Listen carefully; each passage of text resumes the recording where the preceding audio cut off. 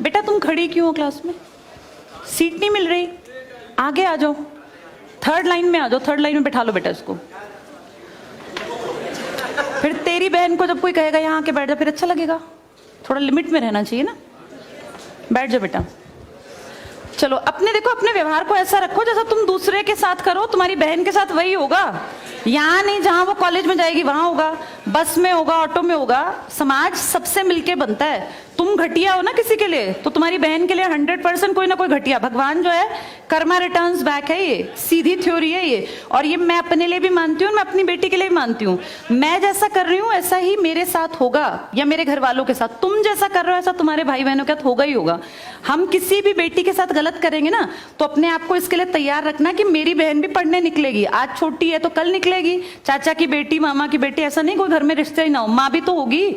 जैसा तुम कर रहे हो ऐसा तुम्हारी माँ के साथ जरूर घटित हुआ होगा। अब तुम कर रहे हो, बड़े अच्छे कई एड्स हैं, उसमें एक जवान लड़का ना सीटी बजा रहा होता है, तो उसकी माँ, देखा तुम लोगों ने वो, उसकी माँ कहती है बेटा मत कर। तुम्हारी उम्र का था वो लड़का, उसकी माँ लगा लो मेरी एज की, मुझसे 2-4 साल बड़ी होगी, क्योंकि जो बच्चे 20 के हैं उनके माँ 40-45, उनकी माँ 45 साल तक की होती हैं।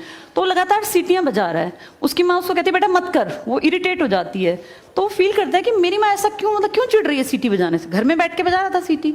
तो उसकी माँ को याद आता है कि जब मैं रोज बस स्टॉप पे जाती हूँ, 45 साल की अधेड़ उम्र की एक औरत, एक घटिया लड़का, मतलब ऐसे नहीं होते बिल्कुल ही घटिया जिनकी परवरिश हो, वो रोज उसको परेशान करता है, उस 45 साल की औरत को।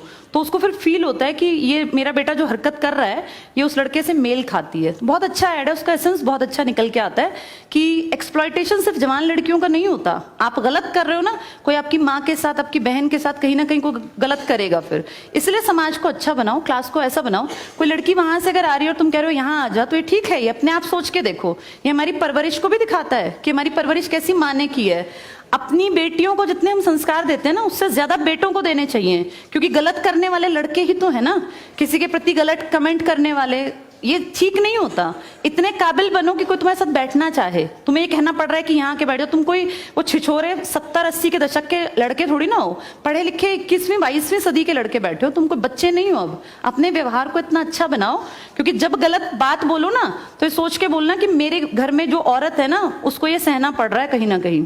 तुम ही लोगों ने समाज बना रखा है, इसको घटिया बना लो चाहे अच्छा बनाओगे तो पूरा समाज अच्छा बन जाएगा। घटिया बनाओगे तो तुम्हारी माँ को भी 100% सुनना पड़ता होगा, क्योंकि ये कर्म है, ये किसी को नहीं छोड़ते। तुम सबको 4 दीवारी में नहीं रख पाओगे, तुम्हारी माँ को भी कहीं ना कहीं बाहर निकलना पड़ता है, चाहे वो मार्केट सब्जी लेने जाती हो, गाँव में रहते हो तो गली में तो निकलती है ना, उसको भी सुनना पड़ता होगा, क्योंकि समाज बनाने वाले तुम ही लोग हो। तो ये ध्यान रखो सबको कि भाई किसी को हमारे किसी भी कमेंट से बुरा ना लगे, और इनको अलग मत समझो। जैसी तुम्हारी बहनें ऐसी ही ये हैं। पसंद आना कोई अलग बात होती है, पर व्यवहार अच्छा रखना चाहिए। तुम्हारी परवरिश अच्छी माने की है, कम से कम ये दिखा के चलना।